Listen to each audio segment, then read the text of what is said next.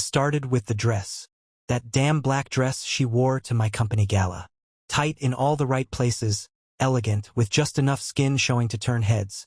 It wasn't her usual style. Lauren always dressed well. But this was designed to make an impression. And she did. Everyone noticed, including him. I didn't catch his name at first. Some actor. Apparently, famous enough that people were snapping pictures of him the second he walked into the room. I remember laughing it off when my colleague nudged me, whispering, "Your wife's got a fan." At the time, I thought it was harmless. I was wrong. We were mingling, sipping champagne, and pretending to enjoy small talk when I saw it. The way Lauren's eyes followed him across the room. Not just a casual glance. No, it was something else. A spark I hadn't seen in her eyes for years. And when their eyes finally met, her smile. I swear to God, it wasn't meant for me. I brushed it off. Maybe I was imagining things. Maybe I was just tired. But the feeling wouldn't go away, that nagging itch at the back of my mind. Later that night, when the gala was winding down, I noticed she'd disappeared. No goodbye to my colleagues, no sign of her near the bar. My first thought was bathroom, maybe? But when 10 minutes passed, then 15, my gut twisted. I started looking for her. Through the sea of elegant dresses and black tie suits. I searched every corner of that ballroom. Nothing. Then I stepped out into the hallway, heart pounding for reasons I couldn't explain. That's when I saw him, leaning against the wall near the dressing rooms, his phone in hand, looking entirely too smug for someone at a charity event. And then Lauren walked out. She didn't see me at first. Her hair was a little messy, her lipstick smudged just enough to notice if you were paying attention. And I was. Every detail burned itself into my brain. The way she smiled at him. The way he whispered something to her that made her laugh. A soft, familiar laugh that used to be mine. I stood there, frozen. And then, just as she turned to leave, she saw me. Her face went pale. For a split second, she looked caught. But then, like a switch flipped, she smoothed her expression, plastered on that perfect wife smile, and walked right up to me. "There you are," she chirped, looping her arm through mine like nothing had happened. "I've been looking everywhere for you." Looking everywhere? Really? I glanced over her shoulder at the actor, who was now watching us with mild amusement. He raised an eyebrow, gave me a slight nod, and walked away like he owned the world. "Who's that?" I asked, keeping my voice steady. "Just someone from the industry," Lauren said with a dismissive wave. "You know how these events are." But I wasn't buying it. Not anymore. That night, as we drove home, I watched her out of the corner of my eye. She was texting on her phone, smiling at whatever she was reading. I knew I should ask. I knew I should confront her right then and there. But instead, I waited, because something told me this wasn't over. And when it all came crashing down, I wanted to be ready. The next few days felt like I was living with a stranger wearing my wife's face. Lauren was back to her usual routine, school drop-offs, yoga classes, grocery runs. But something was off. Too perfect. Too scripted. The way she smiled a little too wide when she greeted me. The way she kissed my cheek as if that would erase what I saw. The way she laughed a little too hard at my jokes, like someone desperate to keep up appearances. She thought she was so clever. I kept my distance, played along. But inside, my thoughts spiraled. I replayed that moment outside the dressing room 100 times. Her smudged lipstick, his smug grin, the way she brushed it off like it was nothing. And that phone always in her hand, always buzzing. The following Thursday, I had a day off. Lauren didn't expect me home so early. I walked into the house quietly, and there she was, curled up on the couch, her phone in hand, typing furiously with that stupid, secretive smile on her face. "Who's that?" I asked, making her jump. She fumbled with the phone, locking the screen so fast it was almost suspicious. "Oh, just Emma," she said with a wave of her hand, naming one of her friends. "She's going on another terrible Tinder date." She was lying. I knew it, but I didn't push. Not yet. Instead, I decided to test the waters. "Do you remember that guy from the gala?" I asked, pretending it was casual. "The one you were talking to near the dressing rooms?" Lauren's smile faltered for just a second. Barely noticeable, but I caught it. "Oh, him? Just some actor," she said, forcing a laugh. I don't even remember his name. Another lie. That night, while she slept, I took her phone from the nightstand. My heart pounded in my chest as I unlocked it. She never changed her passcode. And there it was. Messages from Evan Steele. I recognized him immediately. He was all over social media. Some hotshot actor with a cocky smile and a reputation for chasing married women. I scrolled through the texts, my hands shaking. Lauren, you looked amazing at the gala. I couldn't stop thinking about you. Evan, the feeling's mutual. When do I get to see you again? Lauren, soon. He's clueless. He's clueless. My throat tightened as I read those words. I wasn't angry, not yet. I was stunned, confused. How did we get here? Wasn't I enough? Then I saw the latest message, sent just hours before. Evan, can you slip away on Saturday? I want more than just 5 minutes in a dressing room. Lauren, God, yes. I've been dying to feel you again. I couldn't read anymore. The phone slipped from my hand, landing on the carpet with a dull thud. My head was spinning. My chest felt like it was caving in. 5 minutes in a dressing room. On our 10-year anniversary. That's when the anger hit. I sat there in the dark, staring at her sleeping face. She looked so peaceful, like someone without a single regret in the world, like someone who hadn't betrayed everything we built together. And I knew I wasn't going to confront her yet. No, that would be too easy, too clean. If Lauren wanted to play games, I'd make damn sure I was the one setting the rules. Now.by Friday morning, I had a plan. Lauren had no idea what I'd seen. She kissed me on the cheek before I left for work, humming some song under her breath like she was in the best mood of her life. Probably because she was counting down to Saturday. I wasn't going to give her the satisfaction of sneaking around. No, I wanted to catch her in the act, make her face the wreckage she caused. But first, I needed more, so I decided to bait her. Hey, babe, I said casually over breakfast. I've got a business trip coming up next week. I'll be flying out Saturday morning. Her reaction was subtle, but I caught it. The way her eyes flicked up, how she suppressed a smile before saying, "Oh, where to?" "Chicago," I lied, sipping my coffee. "Won't be back until late Sunday night." Lauren nodded, biting her lip like she was trying not to seem too eager. I just handed her the perfect opportunity on a silver platter. The rest of the day she was giddy.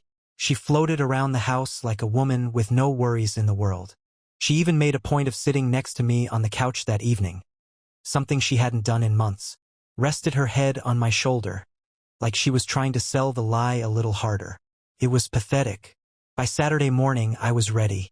I packed an overnight bag, kissed her goodbye, and pretended to leave for the airport. But I didn't get far. I drove to a coffee shop a few blocks away and waited. 2 hours later, I got the confirmation I was looking for. Lauren's car pulled out of the driveway, and she was dressed to kill. Black heels, red lipstick, her hair styled perfectly. She wasn't going to run errands, that was for damn sure. I followed her. She drove downtown, her car weaving through traffic with the confidence of someone who wasn't worried about being caught. Finally, she pulled into the parking lot of a boutique hotel. The kind of place that was discreet, luxurious, and just shady enough to make my blood boil. I parked down the street, heart pounding. Watching her walk into that hotel, smiling as she texted someone, was like a punch to the gut. She wasn't nervous. She wasn't guilty. She was excited. I waited a few minutes before heading inside. The lobby was sleek, modern, and quiet. I approached the front desk, doing my best to look calm. "Hi," I said with a polite smile. "I'm supposed to meet my wife here," but she forgot her phone. She checked in a little while ago. Lauren Parker. The receptionist frowned. "I'm sorry, sir. We can't give out guest information." I leaned in a little closer, lowering my voice. "Listen, it's our anniversary. I wanted to surprise her with something special. I'd really appreciate it." She hesitated. Then, with a sigh, she glanced at her screen. Room 214. Room 214. I took the elevator up, every step feeling heavier than the last. My heart was racing, my hands clenched into fists. But I wasn't about to turn back now. When I reached the door, I stood there for a moment, listening. I heard laughter, hers. Soft, flirtatious, familiar in the worst way possible. Then, a man's voice. His voice. Evan Steele. They were talking, but I couldn't make out the words. I didn't need to. I already knew what I'd find on the other side of that door. Taking a deep breath, I knocked. Silence. I knocked again, louder this time. "Who is it?" Lauren's voice called, suddenly cautious. "It's room service," I said, keeping my voice steady. A pause. Then footsteps. The door opened a crack, just enough for her to peek out, her expression wary. And then she saw me. Her face went pale. "Surprise," I said, shoving the door open before she could react. Inside, Evan was standing by the bed, shirtless, looking as smug as ever. He didn't even flinch when he saw me, just grabbed his jacket from the chair, like he was getting ready to leave. Lauren stumbled back, her hands trembling. I thought you were in Chicago." "Clearly," I said, my voice calm, ice cold. "Looks like you've been busy." Evan gave me a once-over, smirking. "You must be the husband." I ignored him, my eyes locked on Lauren. "So, this is what you do when I'm not around? Sneaking off to hotels with some wannabe celebrity? It's not what it looks like." "Cut the crap, Lauren." My voice cracked, raw with emotion. "I saw the texts. I saw everything. You've been lying to me for months." She opened her mouth to speak, but nothing came out, because there was no excuse, no justification. I turned to Evan, who was still standing there like this was all some joke. "You should leave. Now." He shrugged, grabbing his shirt.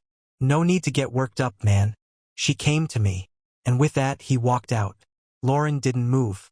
She just stood there, staring at me like she couldn't believe she'd been caught. I closed the door behind him, turning to face her. "Why?"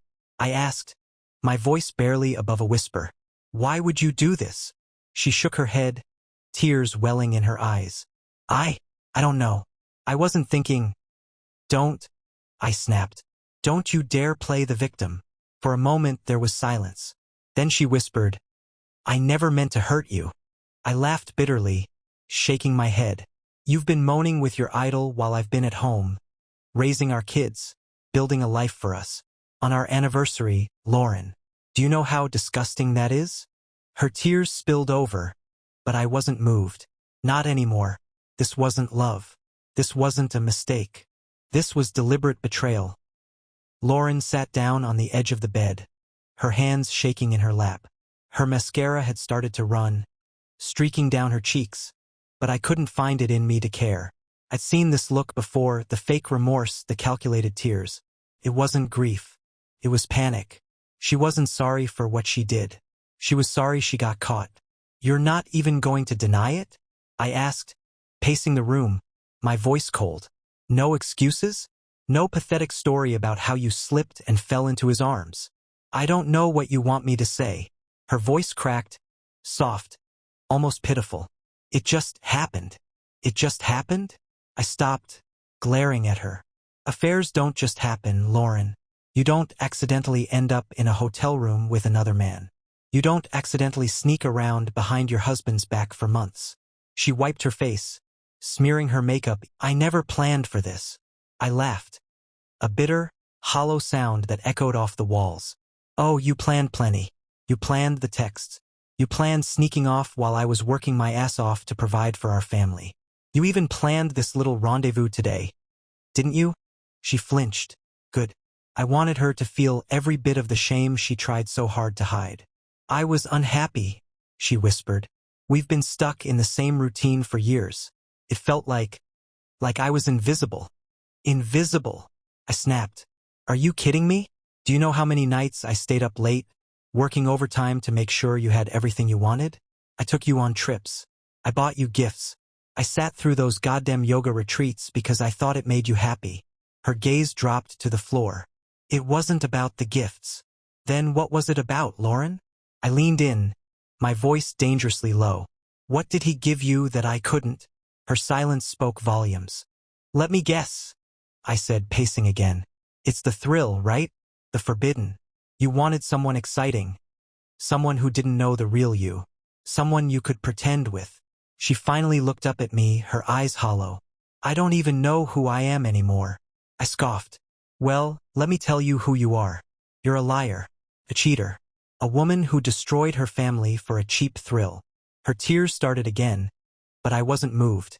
You want to know what hurts the most? I asked, my voice softening just enough to cut deeper. It's not that you cheated. It's that you made me feel like a fool. While I was planning our future, you were sneaking off with him. On our anniversary, Lauren. While I was out buying you a gift, you were in a dressing room with him. Her face crumpled, but I pressed on. And you know what? I wasn't clueless. I noticed the distance. I noticed the late nights and the guarded phone. But I never imagined you'd go this far. I trusted you. I gave you every part of me, and you shattered it. For a long moment, she said nothing. Just sat there, broken, defeated. And for the first time, I saw the cracks in her carefully crafted persona. Lauren, the perfect wife. Lauren, the doting mother. It was all a mask. And now I was looking at the real her. A woman who didn't know what the hell she wanted, and destroyed everything in her path trying to figure it out. What happens now? She asked, her voice barely above a whisper. I leaned against the door, arms crossed. That's a good question, because truthfully, I didn't know the answer yet. Part of me wanted to walk out that door and never look back. Part of me wanted to stay, not for her, but for the kids. And part of me wanted revenge. Real, ruthless revenge. Here's what's going to happen, I said finally, my voice steady. You're going to go home. You're going to act normal. You're going to look our kids in the eyes and pretend you're still the woman they think you are. And you? She asked, her voice trembling. I smiled, but there was no warmth in it. Oh, don't worry about me, Lauren. I'll be right there watching your every move. And when you least expect it, I'll remind you of exactly what you've done. Her eyes widened. You can't. I can. And I will. Because this wasn't over. Not by a long shot. The game was just beginning. And now I was in control. By the time we got home, the house was quiet. The kids were at a friend's birthday party, oblivious to the storm brewing beneath their roof. Lauren barely said a word during the drive back, her hands gripping the steering wheel like it was the only thing keeping her grounded. I watched her from the passenger seat, studying her every twitch and glance. She was unraveling, the guilt was eating her alive. Good. Let it. I wasn't going to scream. I wasn't going to throw things or break down in tears. No, I had something better in mind. Lauren thought she knew me. She thought I was predictable, dependable, forgiving. But that version of me died the moment I saw her walk out of that dressing room with Evan Steele. The man sitting beside her now? That man was dangerous. As soon as we walked through the door, she tried to make herself small. She hovered near the kitchen, fiddling with the coffee maker, as if brewing a cup would fix the mess she'd made. I stood by the door watching her, arms crossed. Finally, she broke the silence. I don't know what to say, she whispered. Good, I replied, because I'm not interested in your excuses. She flinched, her hand trembling as she reached for a coffee mug. I never wanted it to get this far. I laughed under my breath, shaking my head. Don't insult me, Lauren. You had plenty of chances to stop. You made a choice, over and over again. She sank into a chair at the kitchen table, burying her face in her hands. I've ruined everything. I leaned in, my voice calm but cutting. You're damn right you have. But the difference now is that you don't get to decide how this ends. I do. Her head snapped up, eyes wide. What do you mean? I pulled out my phone, scrolling through the photos I'd taken earlier. Pictures of her and Evan at the hotel, of the texts I'd saved from her phone. I watched her face drain of color as I laid my phone on the table. This is just the start, I said, my voice steady. I've got enough here to destroy you. Your reputation, your friendships, even your job. Her breath hitched. You wouldn't. Oh, I would, I said, leaning closer. But I'm not going to post these photos just yet. I want to see how far you're willing to go to keep your little secret. Her lip trembled. Please, the kids? Don't you dare bring them into this, I snapped, cutting her off. You didn't think about them when you were sneaking around with your idol, did you? Tears streamed down her face now, but I felt nothing. No pity, no mercy. You're going to live with this, I continued. Every time you walk into a room, you'll wonder if I've told someone. Every time your phone buzzes, you'll wonder if today's the day I finally expose you. Her shoulders shook with silent sobs. You wanted excitement, Lauren? You wanted a thrill? Congratulations. You got one. I grabbed my phone and stood up. Now, here's what's going to happen. You're going to cut him off completely. No calls, no texts, no excuses. I'll be watching. And if I don't? She whispered, her voice barely audible. I gave her a cold smile. Then I make sure everyone knows exactly who you are. Your friends, your family, even the PDA moms you're always trying to impress. Hell, I'll even send Evan's wife a little care package. Her eyes widened in shock. He's married. Oh, you didn't know? I tilted my head. Guess you weren't special after all. The look on her face, a mix of horror, shame, and disbelief, was everything I needed. For the first time since this nightmare began, I felt a spark of control. But this wasn't about punishment. Not entirely. This was about making her live with it. Letting her sit in the wreckage she created. Unsure if I'd light the match that would burn her world down. The next few days were eerily quiet. Lauren did exactly what I told her to do. She kept her head down, stayed off her phone, and acted like a ghost in her own home. She wasn't stupid. She knew I was watching her every move. But there was something brewing under the surface. I could see it in her eyes. The guilt, the shame, the fear of exposure. It was there, sure. But there was something else too. Defiance. I could tell she was waiting. Waiting for me to slip. Waiting for an opening to wrestle back control. She wasn't sorry. Not really. She was just trapped. Like a cornered animal. And I knew it was only a matter of time before she lashed out. I didn't have to wait long. It was Wednesday evening when she finally cracked. The kids were upstairs, and we were in the kitchen, moving around each other in tense silence. I poured myself a whiskey, sat down at the table, and watched her. She pretended to be busy, wiping down already clean counters, rearranging fruit in the bowl, avoiding my gaze. But I could see the storm building. Her shoulders were stiff, her hands trembling slightly as she moved. Finally, she snapped. "You can't keep this up forever," she said, her voice sharp. I raised an eyebrow, taking a slow sip of my drink. "Keep what up?" "This." She gestured around the room, her hands shaking. "The threats, the silence, the mind games. You think you're in control, but you're not." I leaned back in my chair, swirling the whiskey in my glass. "Is that right?" She took a step closer, her eyes blazing with something between anger and desperation. "You're not the only one with secrets, Adam." Now we were getting somewhere. I smirked. "Go on. You think you can ruin me? Destroy my life?" She laughed bitterly, shaking her head. "What do you think happens when our kids find out what you've done? When they see their father turn into some vindictive monster?" I didn't flinch. "The difference is, I didn't betray them. You did." Her jaw clenched. "I made a mistake." "No," I said, my voice low and steady. "A mistake is forgetting an anniversary or saying something you regret in a fight. What you did was a choice." She folded her arms across her chest, trying to steady herself. "So what? You're just going to keep me here as some kind of prisoner? Blackmail me until you feel better?" "I haven't decided yet," I said calmly. "But don't mistake my patience for forgiveness." Her lips pressed into a thin line, and for a moment, she was silent. Then she tried a different tactic. "You don't have to do this," she said softly, her tone shifting to something more pleading. "We can fix this. For the kids. We can go to counseling, work through it." I laughed. A short, bitter sound. "Counseling? Are you serious?" "Yes," she insisted, stepping closer. "People recover from this. Marriages survive. I still love you, Adam." "Liar." Her words rang hollow, a desperate attempt to regain her footing. But I wasn't buying it. "If you loved me," I said, standing up, "you wouldn't have done this." Her eyes filled with tears, but I wasn't moved. "Not anymore. I'm not the only one to blame," she whispered, her voice trembling. "You haven't exactly been present, Adam. You're always working, always stressed. You put the kids first, the house first, your job first. And I got lost in the background." "So this is my fault now?" I asked, my voice calm but deadly. "You cheated because I was working to keep this family afloat?"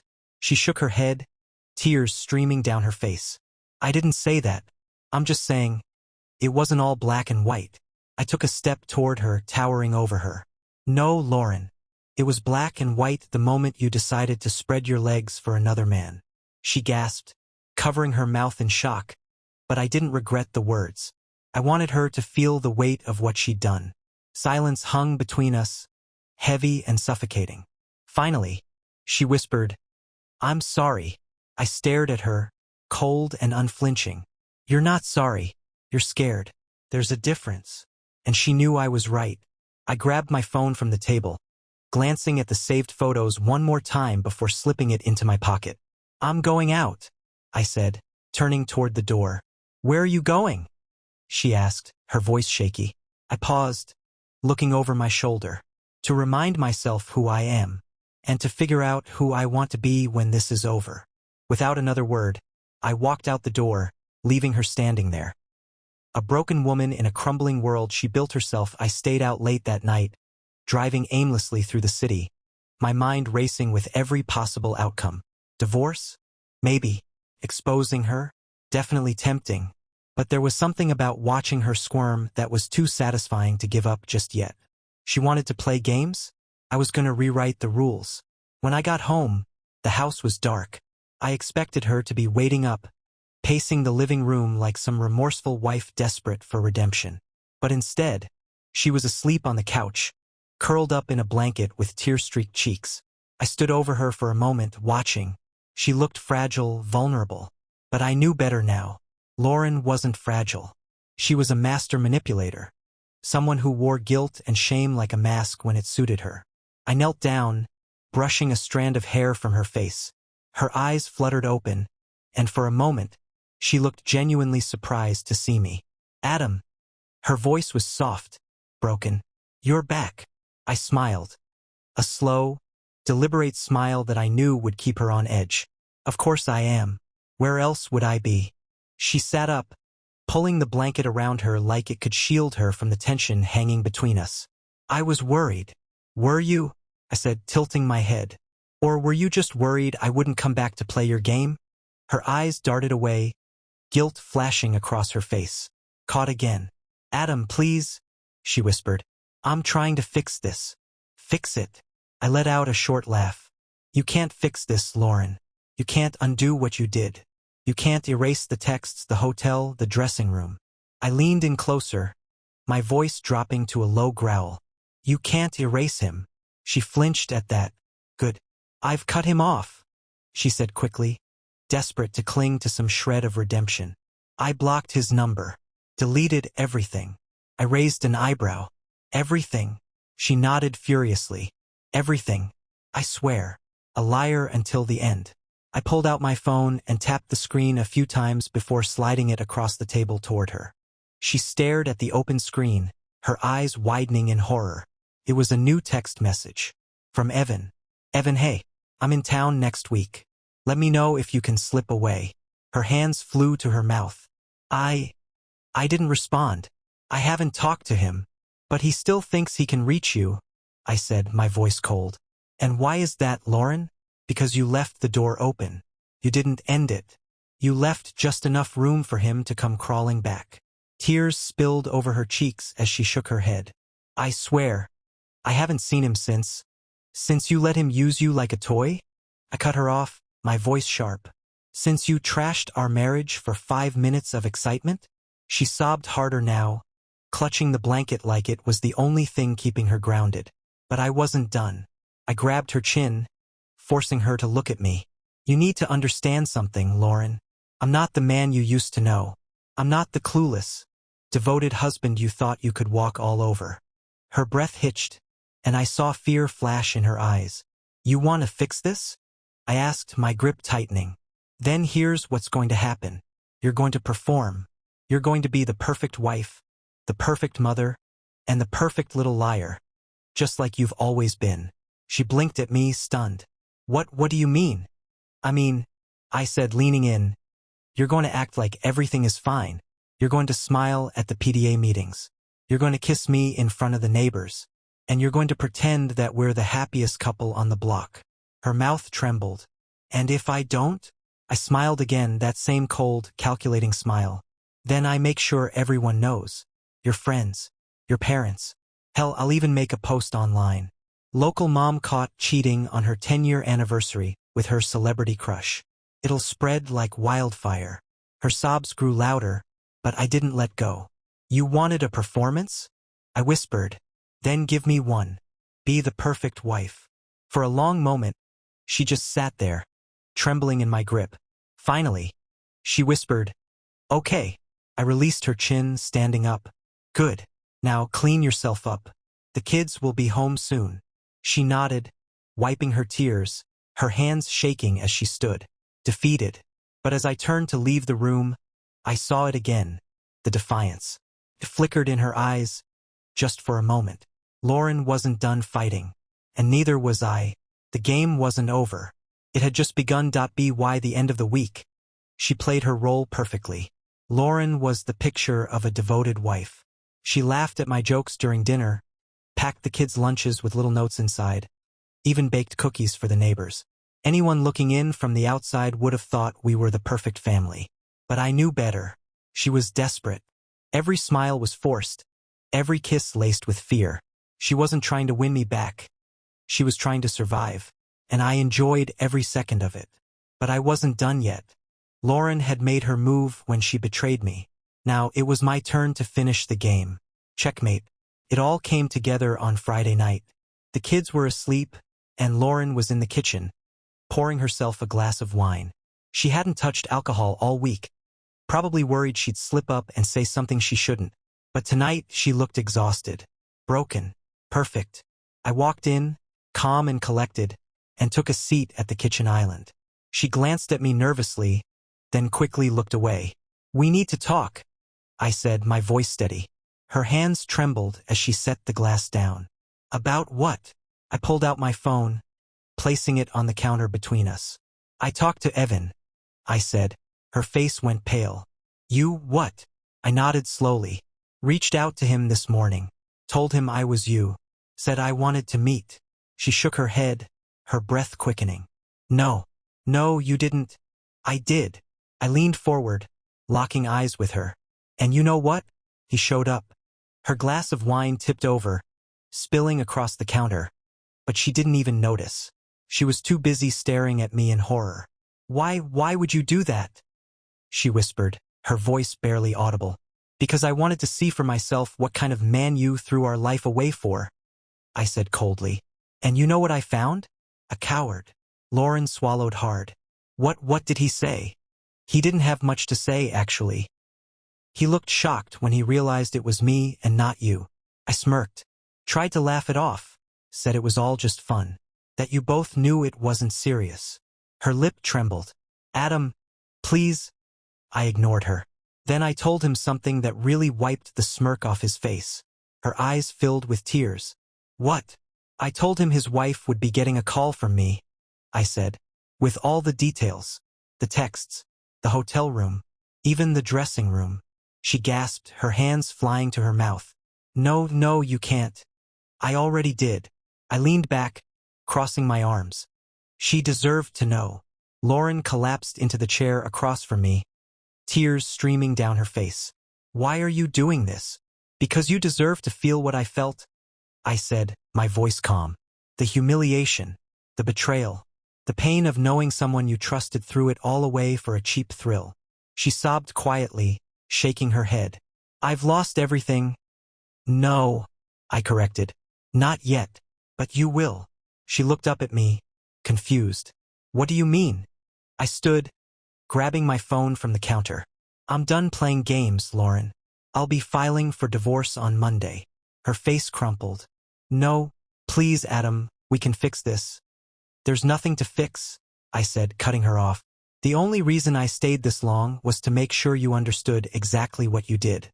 And now," I gave her one last cold smile, "now I'm done." She collapsed into sobs, begging, pleading, but I was already walking out the door. When I reached my car, I sat there for a moment, letting it all sink in. The anger, the pain, the betrayal, it was still there, but it felt different now. Lighter. I wasn't broken anymore. I wasn't trapped in her web of lies.